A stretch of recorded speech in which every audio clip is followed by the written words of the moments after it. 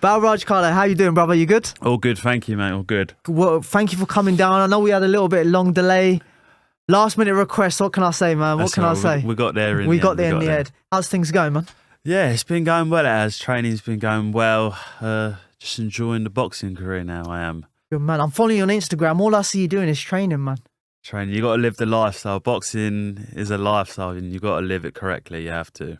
Amazing, man. So just to let people know a little bit about you, obviously you're 2-0 professional boxer from Feltam.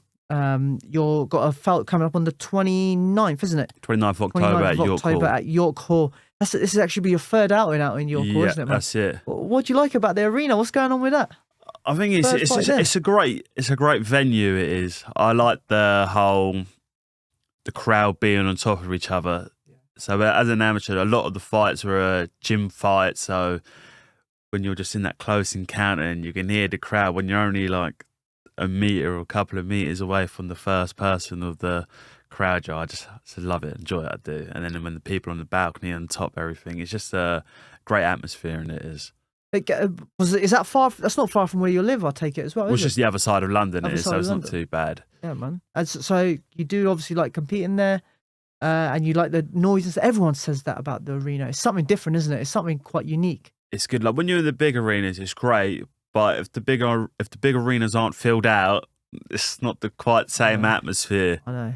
But when you're in a small, I'd much rather be in a smaller arena but packed out. Then you can there's a really great vibe in there. Then there is. Yeah, man. And how do you get on with ticket sales and stuff? Are you pretty good on that? Tickets are going well. I think as growing up as well, I've always been in loads of different groups, so meeting other people, which has always been good, and then it's always helped out. Now it has, but just constantly keep selling more and more and more. How do you find that process of selling tickets and stuff? Like, is it quite hard for you to do? Some fighters, like I had some fighters on previously say, selling tickets, they couldn't do any at the beginning of their career. Yeah. And now eventually as they're progressing, Michael McKinson, he says at the first 10 fights, he didn't really earn anything for his fights. No. And now he's earning obviously what he's earning, but he's doing quite well in this. But how do you find it yourself? I wouldn't say I'm at the stage where I go, yeah, I'm fighting and people are just flooding my messages. I'm still on people sending, like, say, all the time when I got a fight, I make sure I've got the poster made. It's all there. It's all ready. And literally, I'm like a little pest on WhatsApp. I'm just hounding people. Fighting on this day, I want you there, blah, blah. Instagram, I'm looking for it. I'll send it to you. I'll send it to you. I'll send it to you. I haven't received anything as of yet, man. What's going on? Well, I thought you'd be one of the people who'd be like, yeah, I'll be there in support. I still need that message now. Now you've said it, I need that message all right, to come through. Send you the message. I'll send you the message later on at 1 o'clock in the morning. There it is there. While I'm going through the list. So do you know who you're fighting?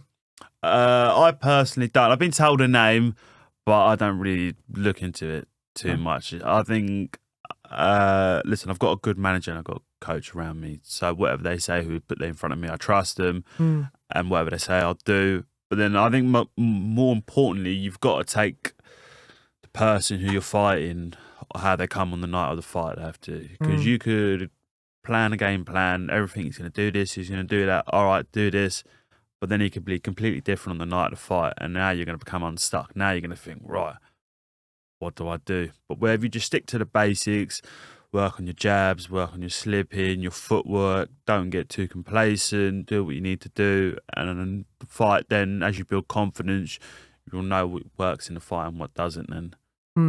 Amazing, man. So I think that's an amazing mentality to take through. Like, people think, oh, we're just going to set for this one style. Some fighters, but training in all styles, you're adapting to whatever's in front of you, aren't you? Of course, 100%. So like something in training, like I always think, like I've always written out, like, what am I going to do into training today? So like some training sessions, I think, right, I'm going to keep it nice and long. I'm just going to work on the jabs, 1-2s, in and out, slip in, countering. Some days I think, right, okay, I need to work on my inside game. So let me get nice and tight on the bag. Let me rip the body. Let me work on my hand placement, where I'm stepping, sitting down on my shots, keeping my chin nice and tight.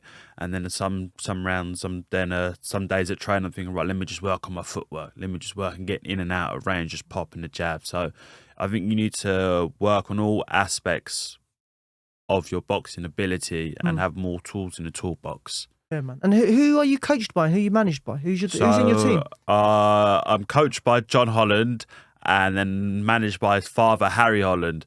So it's a bit of a family affair. And so he's had several 7 areas, British and European titles. He's also been in the corner for Audley Harrison as well. And then also I've got 2 other coaches. So John's nephew, which is Harry's grandson, Sugar Shane Westlake. Okay. He's a great little man as well. And I've also got Alan Bamford, who's also an amateur coach, and he helps out in the corner also. He does. You got a good, big, positive team there. Yeah, exactly. Amazing, man. And has your team talked about your plan over the next 12, 18, 24 months? What it looks like? Have they mapped it out? We've spoke about what we want to achieve in the next 12 months, where we're going to be at. And I think it's very important. I think everything else later comes on after winning, say, for example, the Southern area. Because from now to Southern area is sort of just getting the experience. Also, you have a date, a sort of idea of how many fights you want to be in to win the Southern area. Then think from the Southern area, right, now you got to start with devise a proper plan of how we're going to get to the English, British, Commonwealth, European, and then to world title then. Amazing, man. So you've set your sights out on a world title. We were speaking to you just before. It's quite refreshing to hear someone say, like, listen, I'm not here to do British. I'm putting the work in for a world title. Exactly. If you're going to put the same amount of work in, so why not just go for the top then? Have that belief in yourself, right? Exactly. I think that's what it comes down to a lot. People may have the talent, they may do the training, but they don't actually have that belief in them to say, do you know what? I can be a British champion. I can be a European world champion even. You need that in a fight. You need that in anything in life, really. Of course. You've got to have the confidence to execute. Yeah, and you could definitely tell that in a lot of fighters. They may think they can do it, but then when you look at them in the ring, do they really believe when it's time to push on in the later rounds, can they do it? And then it just shows how much they really want it. They do. Where does your confidence and your belief come from? My confidence I wasn't like the most confident kid growing up or anything. I think my confidence just sort of come being my own person and also in my own ability. So a lot of it from what my coach teaches me, and I go, all right, okay, I'll go do this and I go do that. But then there's also like when I'm sparring, I'm also able to do different things in the ring. So if I'm so for me, when I spar with people, I like to beat them at their own game. So like if someone's quicker than me, I'll go, all right, cool. I'm gonna try and be quicker. I'm gonna try and be quicker. Or if someone's bigger and stronger than me, I'm gonna go, all right, cool. I'm gonna try and take you out as well. Then, and then obviously when you go against someone who's the best at that and you're having some success, you can take that away. You think, all right, I do have the abilities to be able to. May not be the best of it, but I do have the ability to get there. I do. What sort of people are you sparring? Are you sparring any like at good British, European? So I've had some regular spars with Jermaine Brown. He had the English title. He did. I've sparred Craig Richardson down the Matchroom gym. That was great as well. Yeah. I've also been sparring down. What was his name? Mark Tibbs' gym in Raynham. There. Yes. Yeah. So we obviously had Johnny Fisher there. There was that Tommy Fletcher as well, and there was a few other people there. So, how did you get on? Obviously, how was the atmosphere in these gyms like Matchroom and? It's a great vibe. It is because they're just pro gyms. They are, and you go in there, everyone's on the same level. We're all here to work with each other, so it's great. Do you have people like taking advantage of? Do you see it like people taking advantage of each other, or is it all just learning in that environment? I wouldn't say take advantage. I'd see like it gets intense, but they're both capable of being at that intensity level. There's no someone just beating up on someone. How was your sparring against Craig Richards? That went well. It did. He's obviously a spider. He's a good fight. He's great. He is. Do you know what? It was. I see him. He was because this was for when he was fighting Shakan Peterson for the British title. Oh, Shakan Peterson is like 6'6", something crazy like that. It's ridiculous, isn't it? So I said to my coach, Craig, he's fighting someone who's tall, gangly, and go on, let's go for some sparring there. So we went there, and do you know what? Hands up, like I didn't do the best. But you know what, just to get the experience, the feel for it of like the pro gym, a pro fighter, the pro rounds and everything, it was a great experience. It was. And you said like, what sort of things did you take away from it in terms of things that you need to go away and work on? Did you take things away from it? Oh yeah, 100%. I just see like the way like, sitting down on the shots, being a lot more calmer, being a lot more relaxed, the way you maneuver around the ring. in your shot selection. Try not to be too eager. Obviously, you've got a longer duration of the rounds, and then the scoring system's different compared to the amateurs. But the amateurs point scoring, but now in the pros, you've got to sit down and be more concussive with your shots. But yeah, 100%, 100%. So you're pretty early on in your journey. You got 2-0. You got a long journey ahead. Yep. You're 27. Is that right? 27. 27. Yeah. 27. But what age did you turn professional? Oh, I think maybe I was 20. Well, I applied for my license and I got that. I think maybe I was around 25, 26 I was. Then I only had my debut on the 28th of March earlier this year it was. So I was 26 at the time. So it was about a year turnaround or so it was. Because you have to do a lot of checks and stuff. Yeah, for the medical, etc. I had to go through that procedure. It was quite long. I had to get that all sorted out. And then, 28th of March on Mother's Day, lovely, on a Sunday it was. Did you fought on that day or you got your licence that day? I've had to fight on that day. Mate, did your mum come see you fight? No, I didn't. I was like, obviously, we went to ticket sale, so I'm thinking, come here, Sunday, first pro fight. And then one day I clocked, on the calendar. On the iPhone calendar, it tells you if you've got something involved in it. And I looked at it. I think, what have I got booked on the 28th? I thought, it's my fight. And I had to click on it. It said Mothering Sunday. I thought, all right, best not tell anybody about that then. Best don't tell no one. When someone goes and asks, is that Mother's Day? I went, nah, I don't think that is. I think that's the week after or something Sell like that. Sell them the ticket and then say, do you know what? It's Mother's Day. There we go. Or I can say, look, just treat your mother. Just say you're going to take her down to theatre on a Sunday. You are. And then take her to York Hall then. Seeing people get knocked out in that environment, man. What a crazy... They must have sold many tickets on that show. Do you know what? I did my most amount of tickets on that one. I did. You're kidding, really? Yeah, I think it was the pro debut as well. It was a long anticipation of getting it. So was it evening? I guess it was a day show on a Sunday. Right? It was more like an afternoon, evenish time. It was. But yeah, no. Do you know what? I really enjoyed that one. I did. Really enjoyed it. And what made you turn professional? Because you're obviously 26, 25, you decided to turn professional. I guess it's a good age to turn professional. I think you're developing into your man strength and you're still developing your strength. Why did you not want to stay down the amateur route and maybe develop your skills more there? I think it was more of if you get to 25, 26, it's you got to make a decision now. Like if you stay in the amateurs, that's fine. You can go to 26, 27, 28, but then it's like, well, if you're getting a bit on now, you are. So now you've got to make the decision. If you turn pro now is like the latest you could really turn pro. And then you got to learn then to adapt the professional style and then grow. And then within that time, peak at the right time, because knowing that every professional boxer does have a shelf life. No boxer can go fight on forever. Obviously, the heavyweights, they can last a bit longer, but at the lower weights, can't go on to their 37, 38. They start to decline as it's a young man's sport, it is. Yeah. Even at super middleweight, would you say?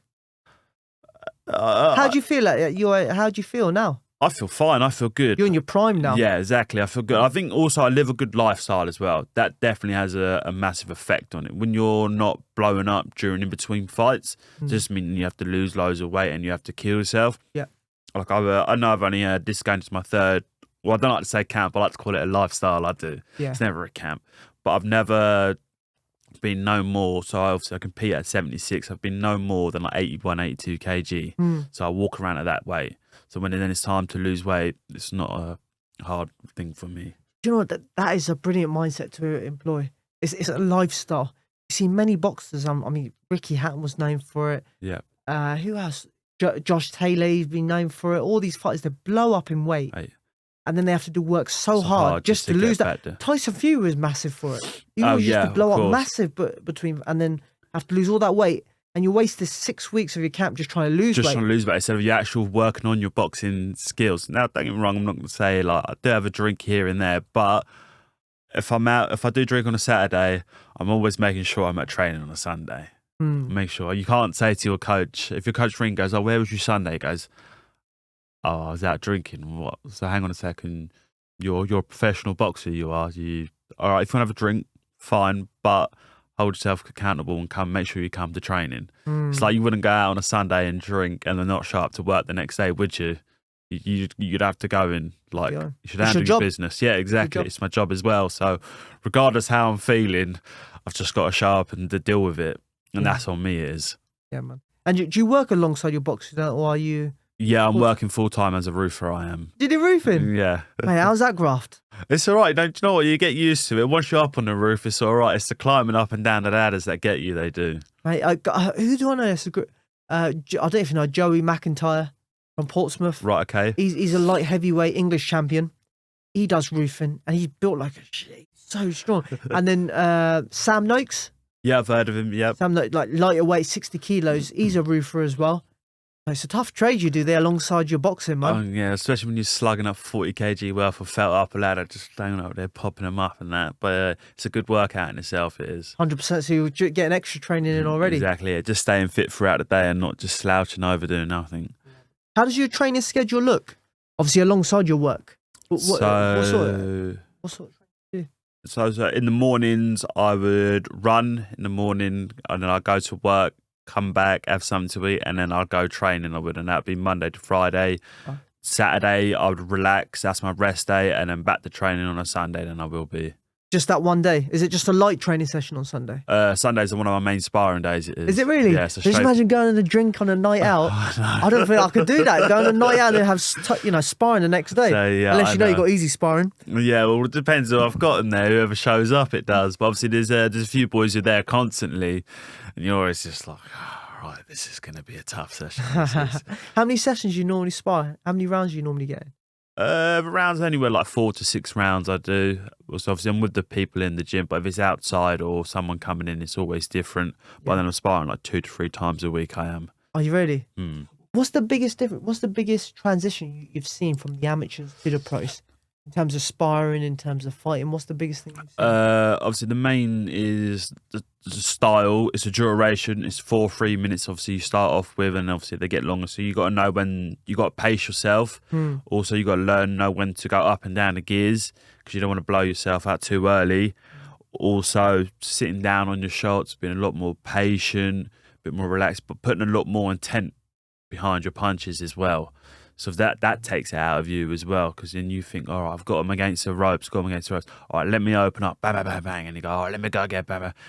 And then the next thing you know, you think, come like the second or third round, you're like, fucking hell, I'm blowing now, I am. Like, oh, have you been in that situation? Yeah, at the start I have. Obviously you get a bit excited. Yeah, you're like, right, I'll go for it. And then you're like, These journeymans are quite durable, aren't they? No, they're tough. They are, exactly. Yeah. But then that's in the fight. That's where the experience comes in. It does. When you've got to learn, you've got to know when to go up and down the gears. No, right, okay. I remember in my first fight, a coach said something very stuck with me. He said, "Don't follow the crowd."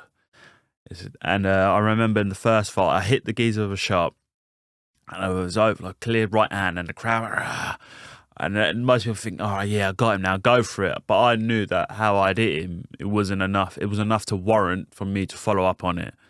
So I thought that was a very good piece of advice, and it's always stuck with me. But you always know when you've hurt someone and when you haven't, or whether it's just a good clean shot, and then back to the jab and then stick to the basics. What's that advice? Don't follow the crowd. Yeah, don't follow the crowd. Another one is don't follow your opponent. I know it sounds a little bit, but do you know what I mean by don't follow your opponent? Like mirroring your opponent. Oh, doing what he's doing, yeah. Just do your own game. Let him play his own game. Because then you're playing into his hands, right? You're doing exactly. Do you know what you said that you like doing what other people at other games? Yeah. As long as you don't fall into that trap, then you become like putty in their hands, and then they lead you astray, and then they start taking you apart. Then they do, don't they? Yeah, man. So how did you get involved in boxing? How did that come about? So if we want to go right back, I want to go right back. I want to go back to right back, man. Let's go right back. What age were you when you started boxing and stuff? So I started boxing when I was about 21. Okay, wow, okay. So, but if we go right back to the beginning, I did karate as a kid. We all did karate, man. Everyone started karate somewhere, didn't they? Done something. So I've done a bit of that. Yeah. I was probably around primary school. I was around. I can't remember. Done that, and then I went to go play football. Oh, when I say play football, I tried to play football. I was 2 left feet? 2 left feet. I was terrible. Really? Terrible. I started on one team, like it was sort of the first team, to the second team, and then to the third team. And then it was just like... When you used to play that football with the boys, were you always like one of the last people to be picked? Oh yeah, no. To be honest, I wasn't even picked. I was just the last person who had to be on the team. That was it. It was like, who's left? Him. Do you know what? We'll take the two. You just have the one people. It's fine. You just have him. That was it. If they could pick between taking Scent with the ball or me, they'll pick the ball, no doubt, probably. Just to gain that, they're much better advantage of picking that ball than me. And that was it. So football didn't work out for you, did it? No, not the best. Not the best. But when I say I used to play football, I just say, yeah, dodgy knee, could have turned pro on that. But We've all said that, mate. We've all said that a few times. Sorry about that. So then, so I stopped playing football, and then at the same club that I did karate, did kickboxing as well, and a few friends did that. So I jumped on with them. What age was this? I was 16 at the time when I first. So what age did you start karate? Sorry. Oh, back when I was in like primary school, so below. So you start secondary school when you're like 12. 11, 12 years. Yeah, so like. Younger than 12 then I did karate. Amazing, yeah. And then I think I played football around when I was like year 7, 8, 9, 10, around that sort of age group. And then, so I started kickboxing when I was 16, useless as that as well.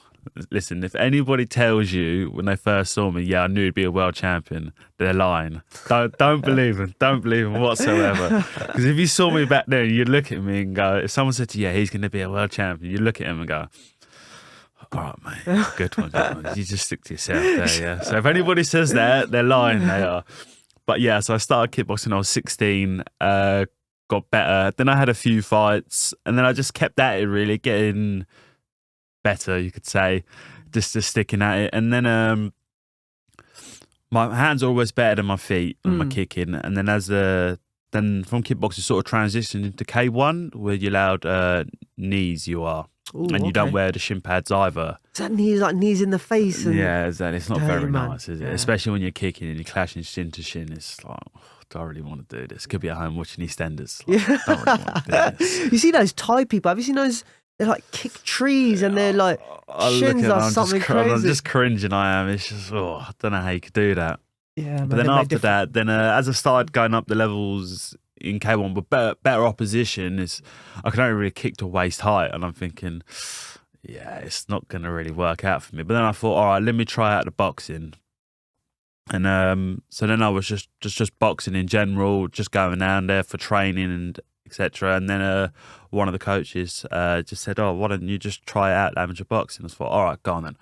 I'll give it a go. What's the worst that can happen?" I said I tried that, and then and here I am today. Then I guess I remember winning my first 5 fights. I went into Haringey. Yeah. Did you do Haringey as well? Yeah, I did Haringey. I lost in the quarterfinals or the first round. I'll make it sound good, like quarterfinals. Got to the quarterfinals, but lost. But it's all right. But then I had that same boy in the London Novices, so I beat him, which I'm happy about. Good. And then I won the London Novices, and then I got to the pre or national quarterfinals. I did, and I lost there. I did. And then continued fighting. And then I had a few more fights for London. I did, so I got to box out in Jersey for London, and I also in Germany as well. It was so that was a 2 great experience there. It was. Yeah. So, mate, so how many amateur fights did you have in the boxing? Around like 28, 29. I did. That's good. And how many senior did you have in that? They were all seniors. They were. Oh, because you were over. Yeah, I was about 21 when I got carded. I did. Yeah. And how many of the K1 fights did you have? Of the K1s, I believe I had 2 or 3. But of the kickboxing, I had about 10 or 11. I did. Yeah. Okay, so you've been around the circuit for quite. Yeah, so I've been in the ring. You can say I've had a bit of from a young age. Yeah. And how was the support that your family gave you around that as well? Look, did they have a fighting background? Did it come from that background? No, I wouldn't say there's no fighting background. There isn't. I'd say at the beginning of my kickboxing, it was just my dad coming to support, and then once I had a few more K1 fights, then more family started coming, a few of the cousins, and then when I had my first amateur boxing fight, that's when I really started having a crowd come together, because obviously we know like the Punjabis, they love to have a drink. So it's like I'm trying to sell it to them, come to the boxing fight, but it's also near here and you can bring a few drinks, etc., this and that, and then they're like, yeah, go on, and then we'll come then. So I'm not too sure whether they come and watch me or they just come for the jolly up. Drink, yeah. But they love a drink. But they're here, so I just claim that they come for me. They did. So which areas did you sell out? Like, was there a lot of, as you said, from your community, Punjabis, were there a lot coming coming to your boxing shows around? They're slowly coming now. Obviously, I'm a bit more building my name now around. No, that. I mean in the amateurs as well. Did they come regularly, or was it just like the big fights that would come in finals and? Oh yeah, like the family, my cousins. Oh, they'll come to all the fights. They would. Really? Yeah, I remember like I had my first one in Chichester. They came to that, and then a few. Chichester, just around the corner. Just around the corner from here. Yeah. Hey. The funny enough, this is where I was born in Chichester. No way, that says it a lot. That says a lot about you. So yeah, so they come there. I remember them bring like a little mini bus down, all of them on there. Come there, and then a few have come to like all the way to Ipswich, Birmingham, but they also all flew out to Jersey as well to come watch me fight there. Again, jolly up or whether they come to watch me, I don't know. Well, they would never have gone if you weren't there, though, would they? No, so they've come for you. But the best thing is, they all booked the tickets and came, but without even having a ticket to the fight itself. So they've just rocked up there and gone, right, we're just going to have to try and get in. And they all had to, like, right to the lady at the door, say, look, come on, just let us in. Look, we just want to come for one fight, we'll pay whatever, just let us in, we'll stand by the door and then we're gone, we are. That's amazing, man. You got some great little. I know it's your cousins and stuff, but you know that they'll be with you hopefully they'll be with you till the end. You know, until you decide. You know what? I've had enough. Oh yeah, great support. I don't have to ask them twice.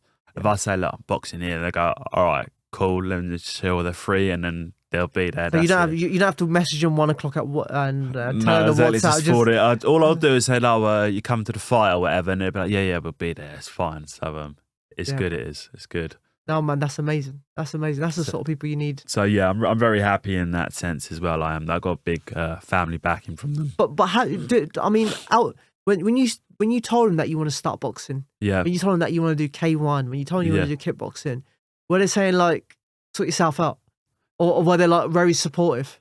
They were very supportive from the start. They was really. They just come along, come watch me. I guess I was. All right, I must have been half decent for them to keep coming. Otherwise, if they would have made excuses next time, we ain't gonna really come and watch him, are we? But yeah, they were happy for me. They were. Do you know what? They're very supportive because when I say, I'm not drinking or anything, there's times where we've gone out and I go, so I've got a fight coming up, but I say, look, I'm not drinking or anything, but I just come. They'll be like, all right, that's fine. Like I remember I went to a wedding once and I weren't drinking at the time. This was coming up to Haringey Box Cup.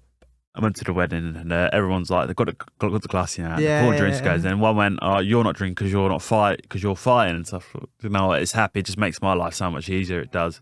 No one's going, just have a drink. It's only one, this and that. That's good. That is. I've been out with friends. Do you know what you lose? You would have known this is when you're boxing and people are going to uni and they're drinking and you say, I can't do this because I've got training or I've got this in the morning, I've got a run to do. Yeah. They look at you like, what's up with this guy? Just go away. And you lose friends because of it as well. Yeah, you definitely have less people contact you for going out. Like even, I don't take this personally, but even like my closest group of friends, they know that I box and know when I've got a fight coming up and I'm not drinking, they won't. Like I see on Instagram, they're out on a night out, but then I don't take it personally because I know they know if they would ask me, I'd say no. So it is what it is. But in a way, it's a blessing in disguise, and really, isn't it? Because it's nothing worse when someone says, "Oh, do you want to come out?" and you're like, "Oh no." But if you didn't know about it, it's not too bad. It's all right. It's because you have that guilt. I don't know if you get that guilt. Like, oh, how about if I go? What am I missing out on? How about if they're having a good night? Do you ever get feelings like that? Oh, yeah. You always think, if I just have this one, or if I just go out this once, I'll be all right. Like, if I go home before 10 or 11, I'll be all right. I'll get up 5 o'clock, go for my run and stuff. Yeah, I'll do. Listen, I know I'll be at training, but then it's just like, you can't, can you? You got to live the life of it. Yeah, because what will happen is, I don't know if it's happened to you, is when you have that bad spar or you have that bad training session, you remember that time I went out. Your mind plays tricks with you. Remember that one time that you ate that chocolate, or the one time that you stayed up till 11 o'clock or whatever. It's weird, isn't it? Oh yeah, it does. And then you just have it's like a little feedback loop, isn't it? It's just like, but I think you got to do it sometimes to understand. You know what? Like sometimes you can become complacent. You can be like, think, oh no, it's all right. I'll go out, but I won't be drinking. But I'll come back. I'll be fine. I'll be fresh in the morning. But even sometimes just going out, even though if you're not drinking or whatever, and you come back out at like 10 or 11, you wake up the next morning, you're still feeling tired. You're like, I haven't even done nothing. You're waking up, you feel tired. So sometimes it's just best to keep yourself indoors, and then that's it. Then. Netflix. That's it. YouTube, EastEnders. In your case, EastEnders, yeah, you're not that's it. EastEnders fan, are you? I used to watch it. Used to watch it religiously back still in the watch it. You day. got it on play on your phone right now, I've got mate. the BBC watch list. Did you watch it when you were coming here? Do you know, I haven't watched that. God knows how long. My brother, he Well, they loves used to be it. the best back in the day. Yeah, he's my brother. Like even still, he's going. I Still like the Christmas special. yeah, mate. Every single day I go home and they're watching EastEnders. I'm like, but what are you doing? Like, I don't turn it know. off. It's just lost its touch a bit now, hasn't it? I don't know. It just wasn't like it was back in the day, was it? Yeah, well, I think you grow out of it as well. Mm. You grow out of it. You do. You find boxing. Yeah. You find all these boxing videos. Who's your favorite boxer? Who have you like followed? Caleb Plant, who I've taken a really good liking to. Yeah. I have Caleb Plant. Yeah, I really like his style. I do. I think I can emulate some of the things he does. I like Joshua Boazzi as well. You took a picture of him recently. Was that you? Yeah, Did I yeah. see? It was I you, do, wasn't it? Yeah. Big little fan girl. Like, Joshua, look, come take a photo with me. Hey, how tall is? You were taller than him, weren't you? I was, but do you know what? I think about an inch or so taller than him, but his frame, like, very big. Yeah. His very, very big frame of him. So I saw him and I thought, cool, a lot heavy.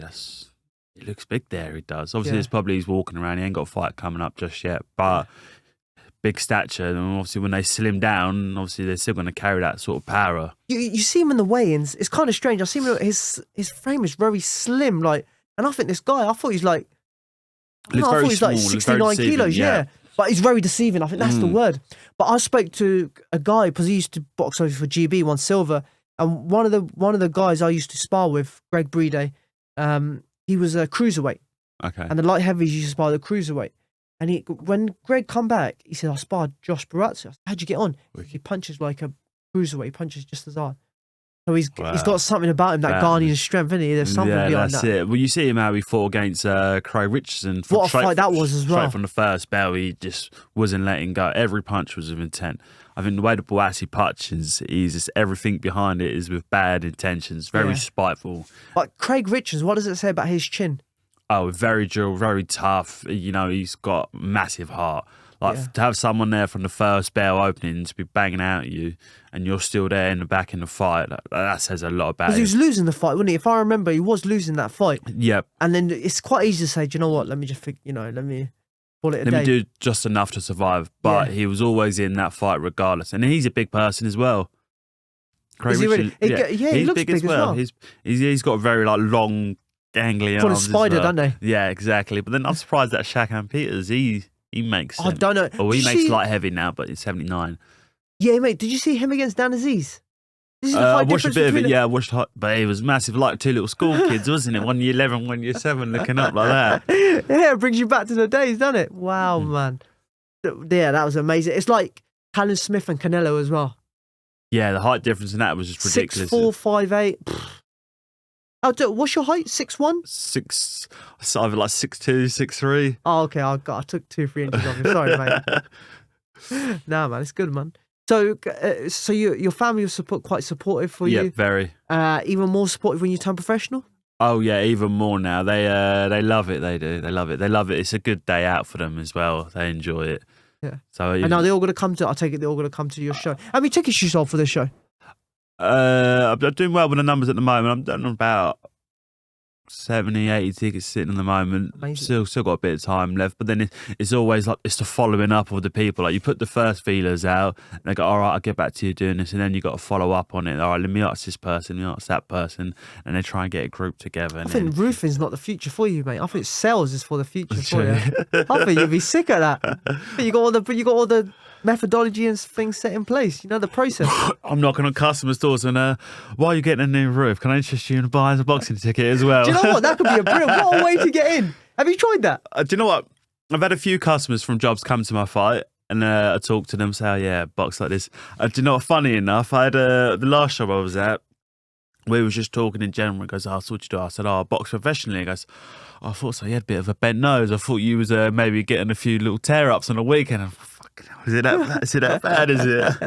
And then he was interested in the boxing and stuff. Like, he goes, all right, send me the details. And I went, all right, there you go. And then if he gets a ticket, happy days then. It's another person is. Amazing, man. And that just hopefully builds your profile. Of course, yeah. That's what it is. Just a word of mouth, isn't it? Selling him. You get that one person, then he brings a friend, then a little group, and then they all talk amongst each other. So it's good. It is. Yeah. And I wanted to talk a little bit about you personally, about why you got involved in boxing.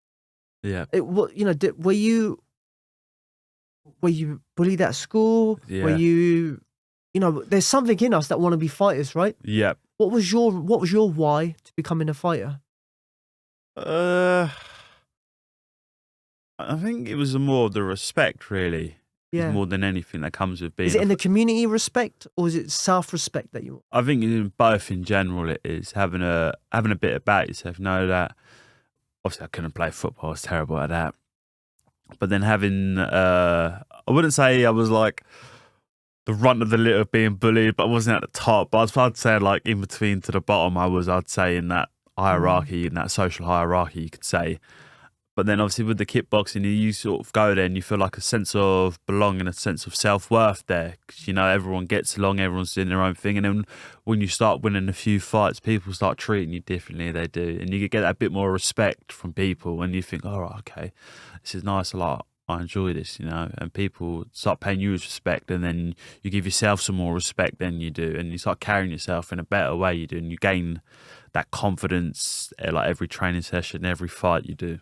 So was it more for building up your confidence? Is that why you started boxing? Yeah, you could say that. Yeah, the confidence, also, and again with the self-respect, is being worthy of something, being of value. It is, I think, is a good way of saying it. And how did you fit in that school?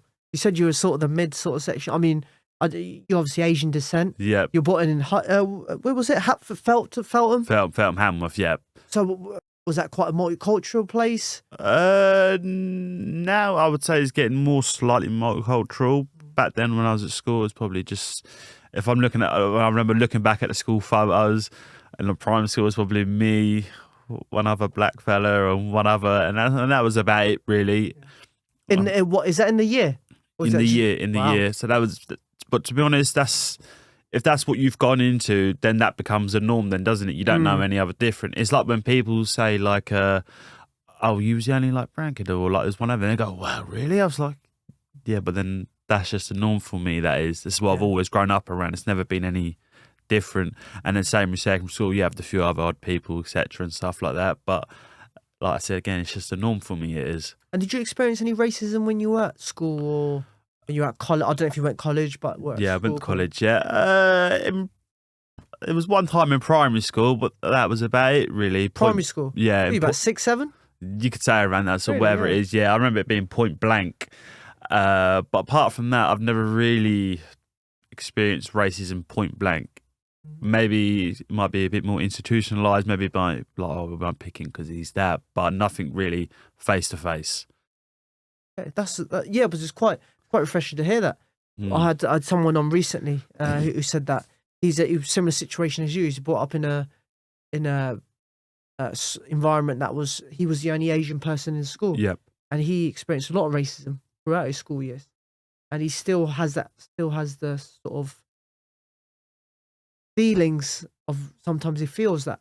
Yeah. Do you know what I mean? Like that racism feeling that you can feel. And I think it's very different. Like when someone who's grown up around racism, they'll always have the tentative to look at people and be like, it's their natural intuitions to be like, well, is he being racist or how's he trying to put it? But then like for me, it's the norm for me. It's different. So maybe perhaps I can't spot it as well as he may spot it because that's what I've just grown up with, and that's just been the normal for me. It has been normal environment for you. Yeah, man, that's amazing. So that's a good thing. That's obviously a good thing. Yeah. And how about your obviously you said earlier you're Punjabi, you come from a Sikh background. Yep. How much did that play a part in you taking part in sport? How much does that play a part in your day-to-day life? It's how to say it? Well, just my general. Anything you want, man. What you tell me. Yeah. What? A lot of people. So I've spoken to people from the Sikh community, right? Yep. A few Dylan Chima, Inda, Basi. Yep. They said that their faith has a big part in why they took part in boxing. Okay. They want to inspire the next generation to. Yep. Even myself, the reason I took boxing was to inspire the next generation. Yep. and we come from a warrior race, right? Yep. We come from that background where we're fighters. Of course. That's why I did fight. That's why those boys did fights. Does that play a part in you wanting to be a fighter? I'd be lying if I said yes. I didn't. If I wouldn't say that the reason I started boxing or competing was because of my faith. I just enjoyed boxing. I love what I do, and I think now I'm being more, as I'm a bit more older, a bit more mature. I am being exposed to more of the faith and everything around it, learning other people's stories, etc. Because of, again, it's different upbringings. People are growing up in different areas they have. So I've never really looked at because of my faith, it's because of why I want to be a boxer. What does your faith mean to you? I think it definitely, again, comes back, gives you a self-belonging. It does. Belonging in a community. It definitely does give you strength. It does. And when you're in the ring and when you're training, you're thinking, right, I've got to keep digging, because it's very close blood related. Like if you think, like for my grandparents back in when they grew up in Punjab, it's not very that long ago. It is. So it is a very close connection. You can talk to someone who's been in these experience back in the day. Have you heard the experiences that they went through back in the day? First of all, have you? I haven't personally, but then you hear it off the conversations of the parents have, etc., and on like the documentaries you see on TV, etc. You do think because you can relate to it. Not saying I've been through it, but you can talk to someone again who's been through that, and you do think about it again. You do think, oh, that is pretty severe. It is. Yeah, man. A lot of stuff happened. Obviously, your grandparents would have been about 1947. I would have thought around about that. Yeah. Don't help me out now. Oh God, I could have looked bad now. No, but similar. Your similar age mates, I would have been around that age when the partition and stuff happened. Exactly. And what was going on around there? And are your parents from the UK as well? Yeah. So from my dad and from his side, the family are all from Singapore. Oh, okay. Yeah. And then my mum, her line is from England, and then obviously my nanny and nana, they're all from India. They are from that. So you're similar to me, like third generation. Yeah. Yeah, nice. So you're proper settled in. Yeah. Proper geezer now. You definitely are that. Man. I just want to touch base on some of the fights, because you did say you were at the Matchroom gym. Yep. Obviously, you've got a big fight coming up in the next week or next couple of weeks. Conor Ben Eubank Jr. That's it. Eubank Jr. boxes your weight, actually, don't he? Super middleweight. Super middleweight, he Over does, in Brighton, he's based. And then you got Conor Ben moving up. Have you met Chris Eubank Jr.?